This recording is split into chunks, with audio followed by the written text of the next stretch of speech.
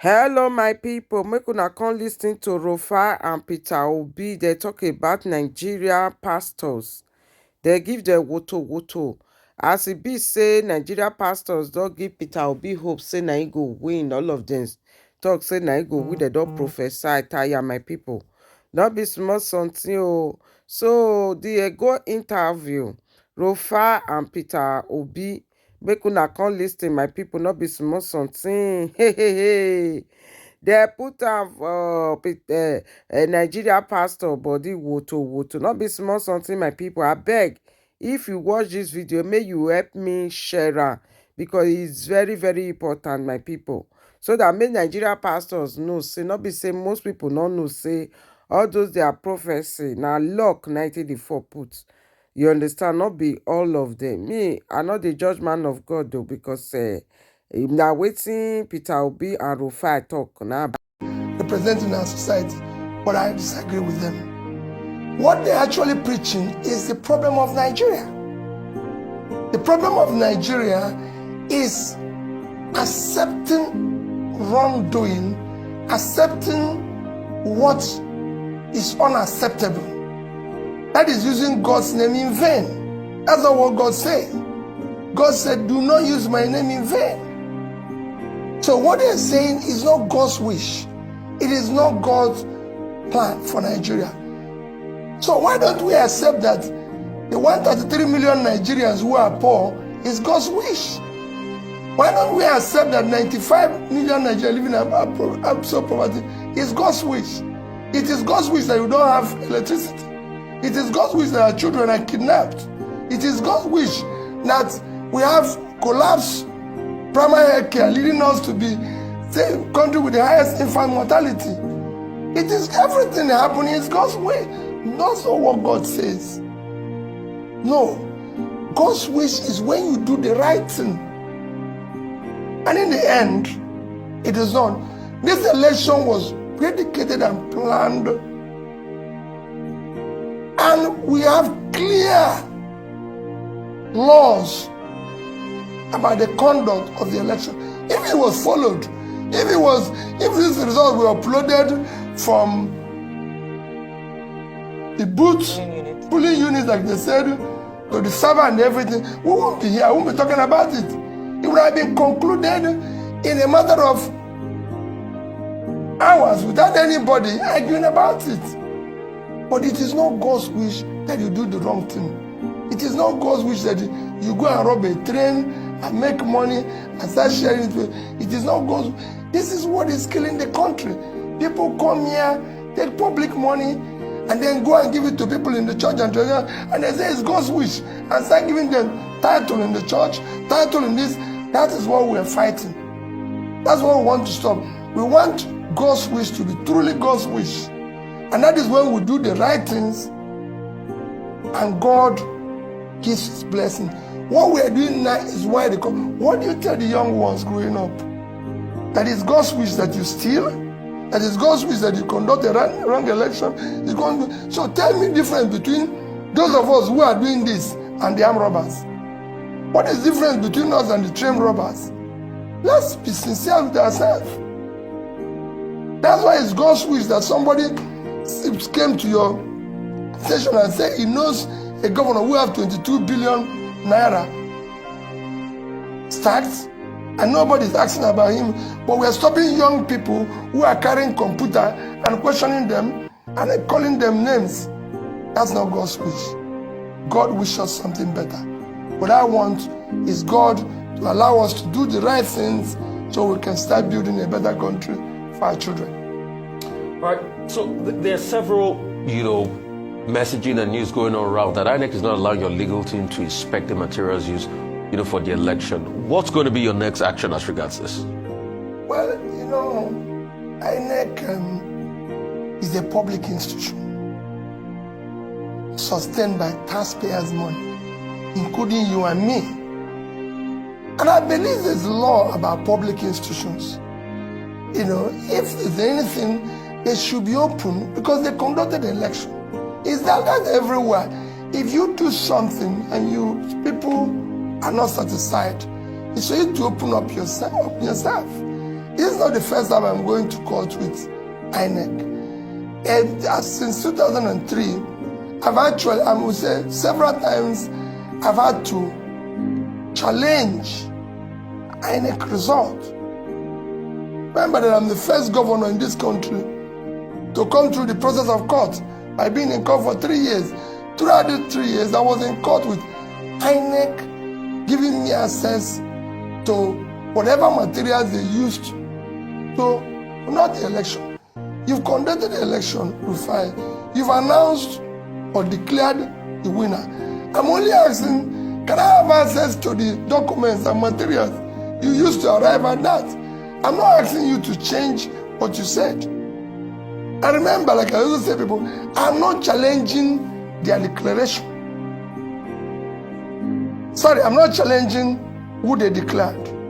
I'm not challenging whatever the outcome. I'm challenging the process which they arrived at their declaration. And unless we do that, we're not going to stop the rascality we witnessed in that election.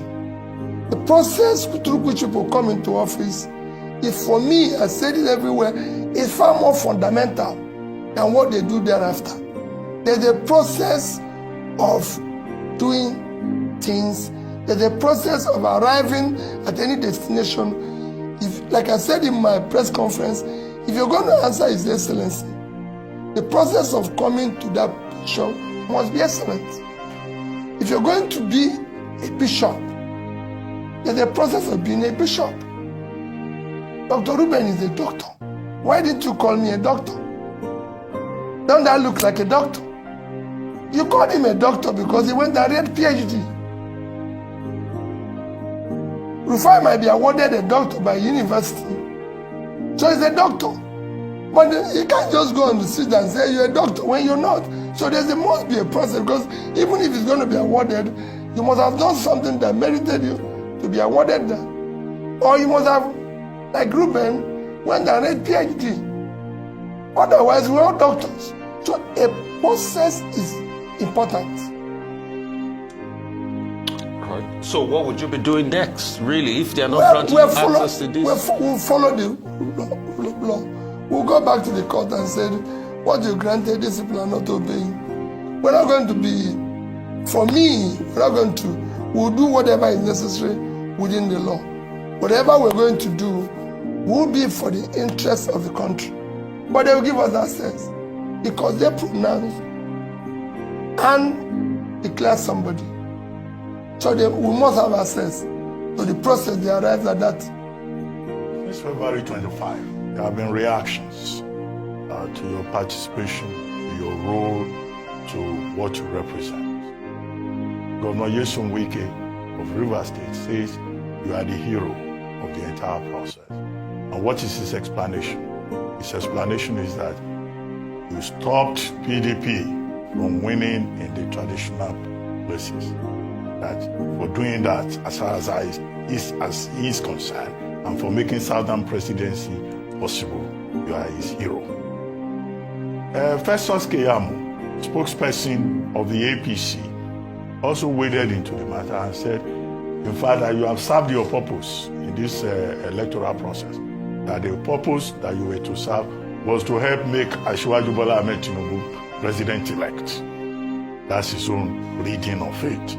He says, because without you stopping the PDP in their traditional states, Bola Tinubu will not have emerged as president-elect. Number 3, Reno Omokri, who is a spokesperson for the People's Democratic Party, says, well, APC may have rigged, but that Mr. Peter Obi was the perfect rigger in that election, and that you rigged in the Southeast. That he is surprised that a candidate will be reporting 97% of the votes from certain states of the Federation.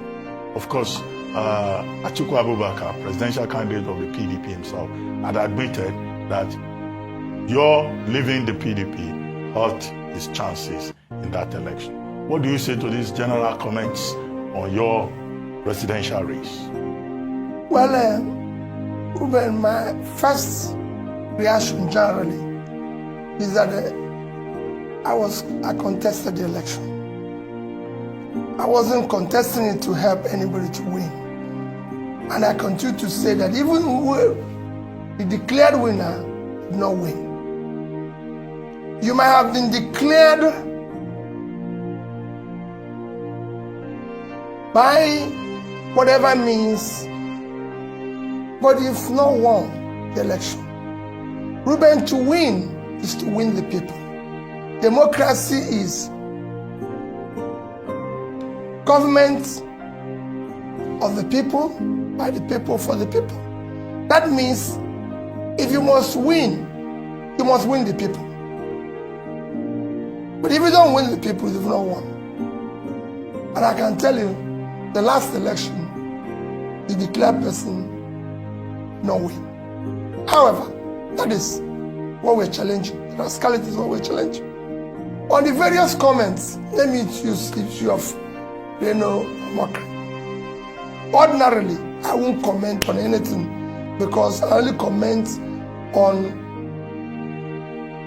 or reply fellow presidential candidates, not their spokesperson, because they're not contesting. But was this something that I have never participated or been part of was mentioned, I need to reply it.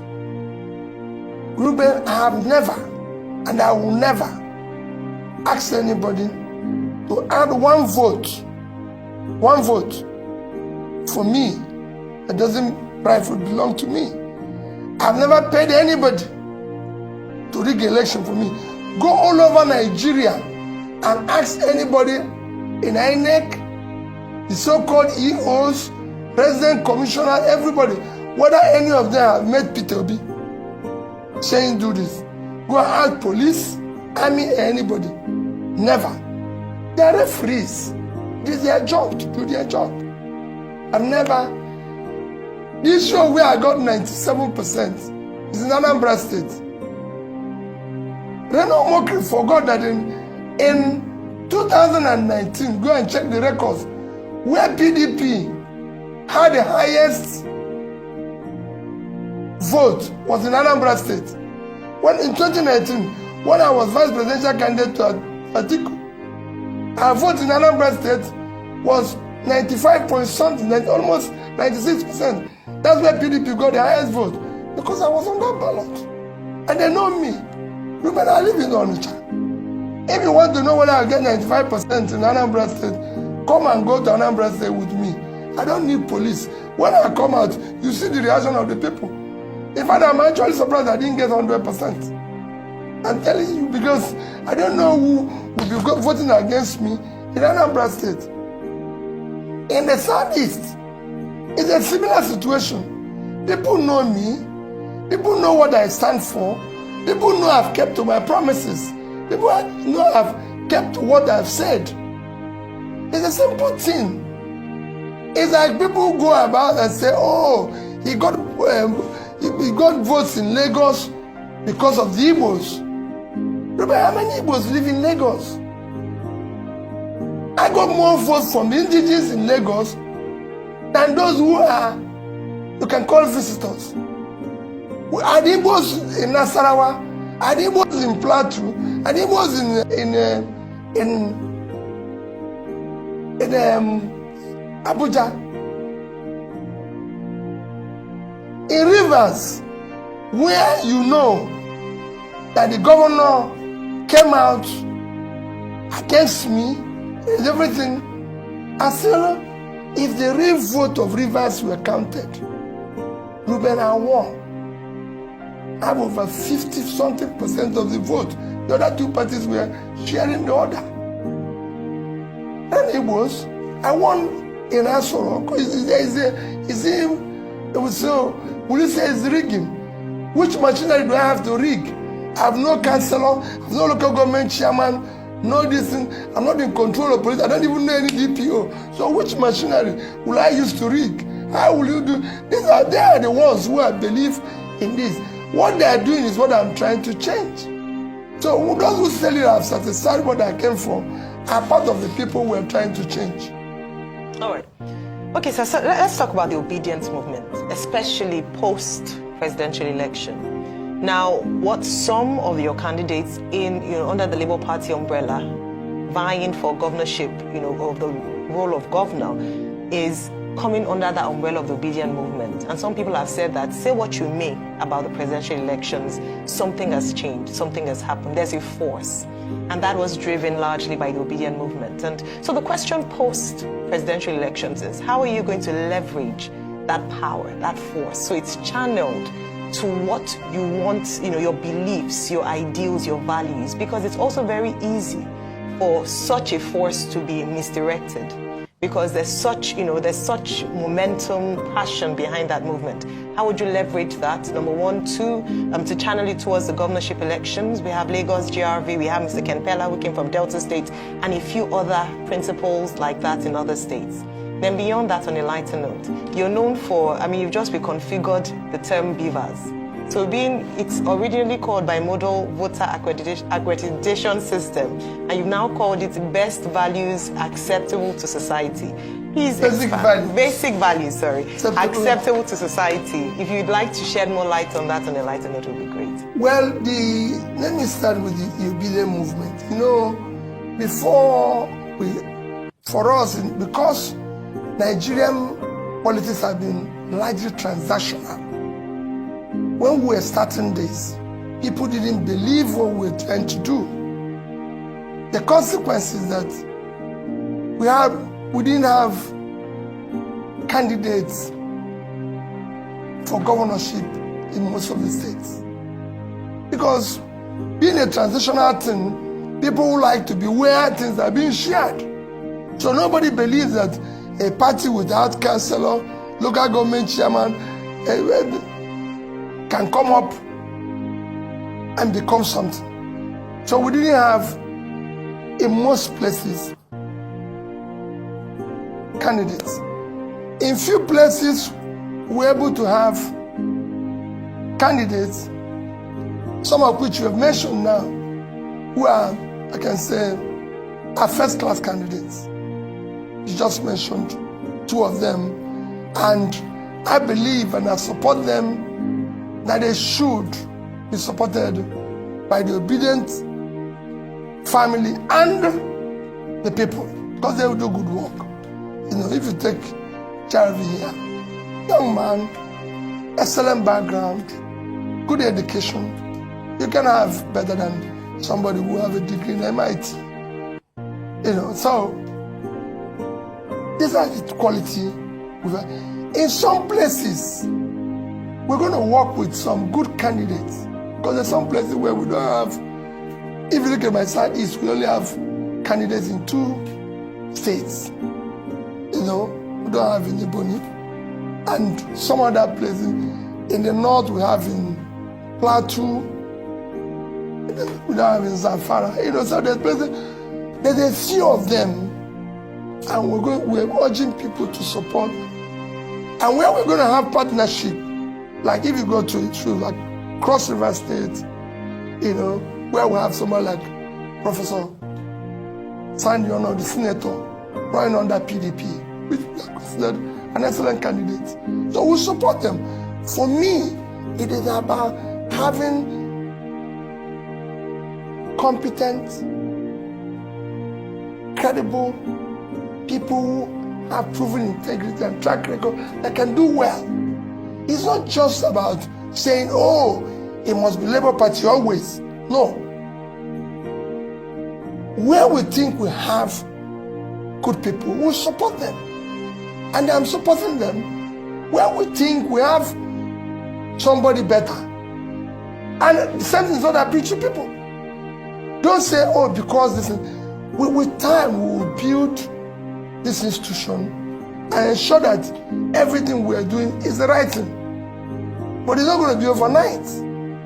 So for me, I want people to, in states where we have good candidates, we're going to support them. We're going to make sure it works. And where we don't, we'll be honest to the people. Because what we're trying to do is to build a new politics that will thrive on character, competence, capacity, and compassion, and telling people the truth always. That's why I got 95%, 97% in Anambra State. Because everything I said, I did. Where it's impossible, I told the people the truth, not telling them lies. I counted for their money. When I said the beavers should be basic values acceptable to society, what makes a society is values. The values they accept, the values they tolerate, the values, just like you said that the priests and the bishops or this said, it's God's wish. How could God wish that people are poor? So how could God wish that Nigeria is in darkness? No, it is not God's wish. Okay. Real quickly, I'd like to ask you this. Has presidential candidate of the APC, Bola Ahmed Tinubu, has he called you? Because he says he's been reaching out. Has he reached out to you? Have you spoken? That's number one. Number two will be, what would you say about now the ethnic strife that has resulted in the governorship contest in Lagos? They are now pitching the Igbos against the Yorubas.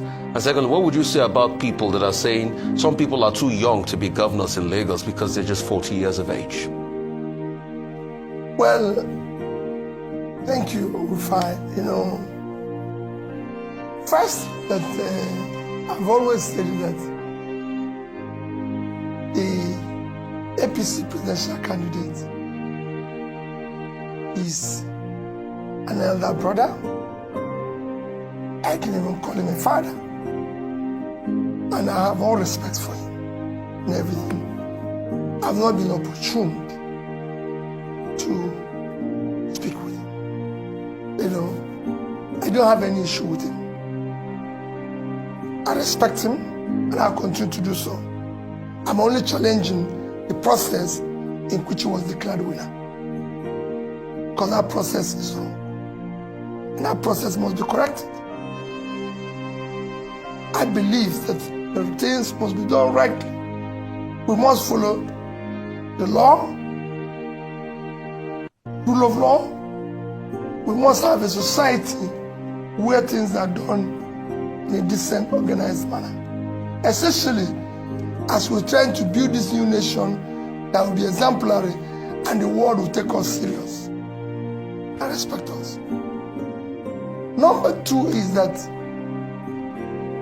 what you see as ethnic strife is just people trying to hide under what does not exist to cause confusion. There's no such. The vote that got in Lagos, I said it earlier without knowing we're going to do that, got across everybody in Lagos from the, call it Yorubas, Igbos, Hausas, Jijons, any of the tribes that reside in Lagos voted for me. I can tell you that I have a lot of people who I know have truly,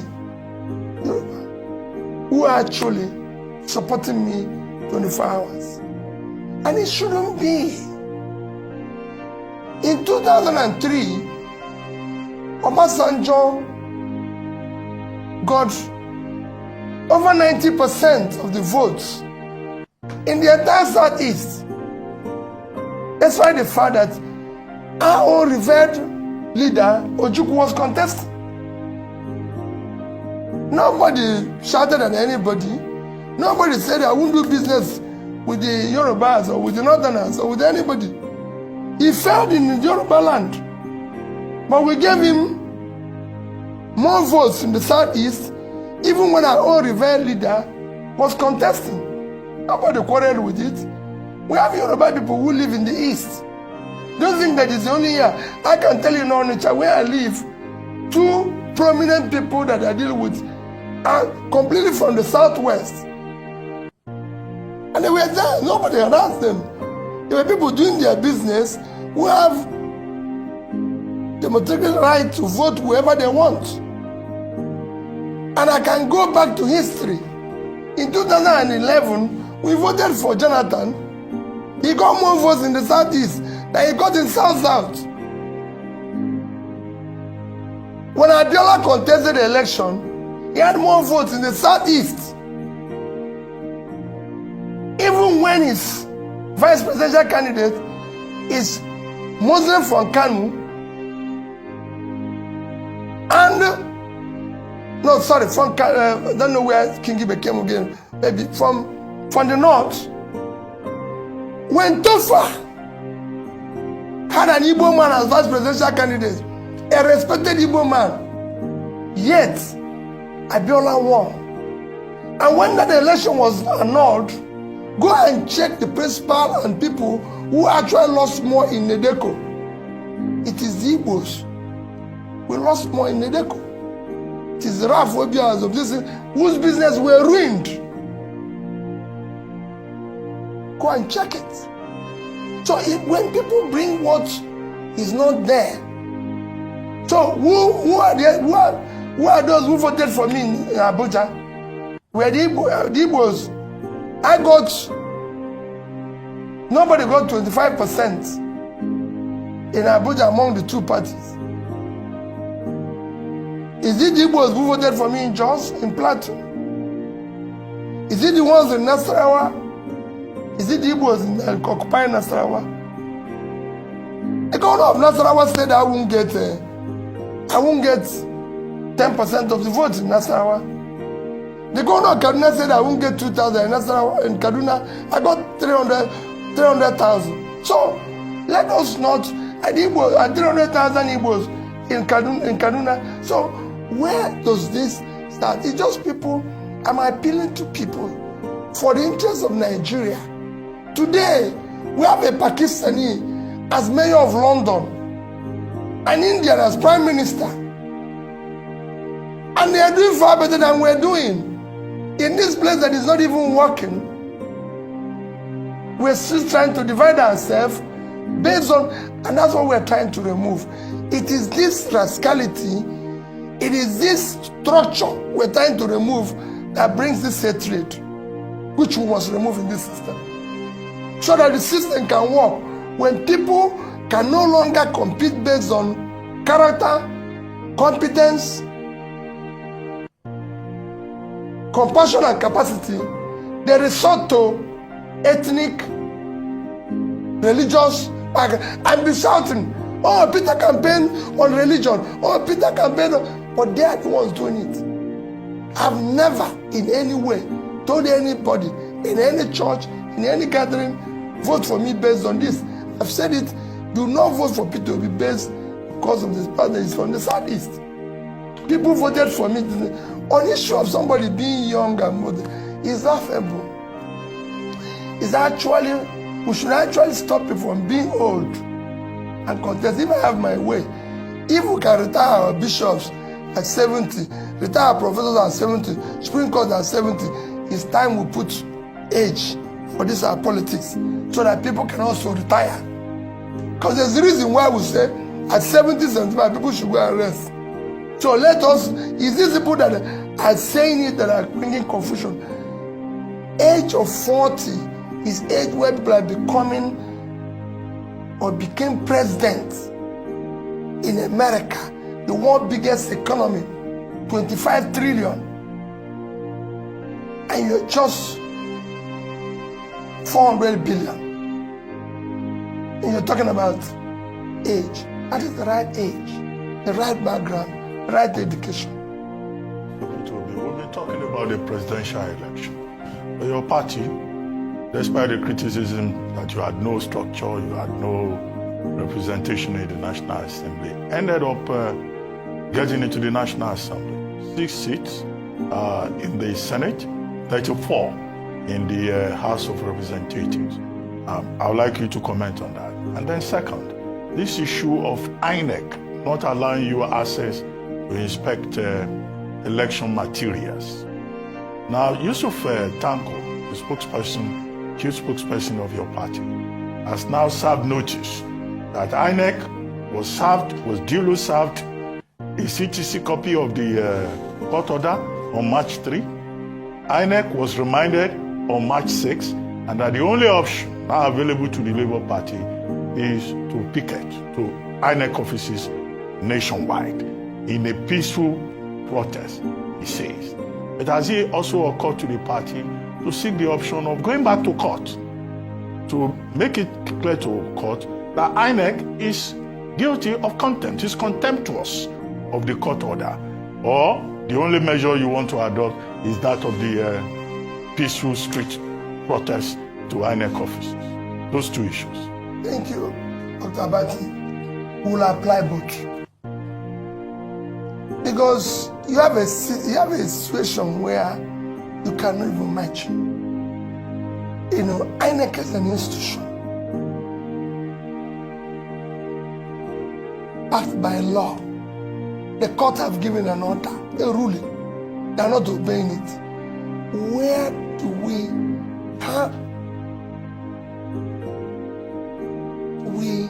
start to build a nation? The most important ingredients of what makes a nation is the rule of law. And I've said it when I was campaigning, that we must govern by rule of law. Ruben, the biggest contributor to the Western economy today, in terms of GDP, in terms of their growth, is intangible assets called rule of law. The reason why people want to live in America, in Britain, in anything, is not because things that happen here don't happen, but because if it happens, you can seek redress in court and it will be obeyed. It's because if you call police, it will nothing else. Nothing else. I have somebody who told me an interesting story. He said he had a wife in Nigeria, and he would shout at his wife, do whatever he liked, and then suddenly something happened and he went to the UK and he shouted and the wife called police. And police came and he was still shouting in front of police, and the police told him that he shouldn't come near 1 mile radius of his house because of the way he's behaving. Did you remind them that he paid dowry as a Nigerian? He told me, said, all he wants is to go back to Nigeria with his wife. Why? It's law. And that's what we are lacking here. Ruben, we must live in a society that is organized. Today, with the way Nigeria is, considering how bad things are economically, what the world expected of us in 2023, there was so much expectation, is to have free, fair, and credible election where the new government will come to start. When you talk about low, people say low-hanging fruit. The number one low-hanging fruit here is to start governing by rule of law. If you start it, you start changing this country. And that I'm committed to. And I urge Inec to please help the country. The image of the country today has such importance in Committee of Nations is being put into question by all this rascality. National Assembly elections and how you intend to leverage on for that me, victory. I thank God that we were able to get the number of seats we received. I hosted the candidates after they received their certificate and urged them to know that we are committed to a new Nigeria and we must do things differently. We must support what is right. We must go there to work hard and everything. And I'm sure they will. We also said we'll have a retreat after this. Ruben, the things we need to do going forward for Labour Party, for them, we need to build a democratic institute that will be able to teach people what their job is all about and what they're expected to do. It is not just you've won an election, it's not time for you to be part of the confusion that exists, to make it transactional. We now want to leverage and talk. We're talking with different organizations, different countries that can help us to build a proper democratic institution that will teach our people, including me, what governance is all about. All right, great point. Now, I just want to ask, following that, you received or you hosted the 40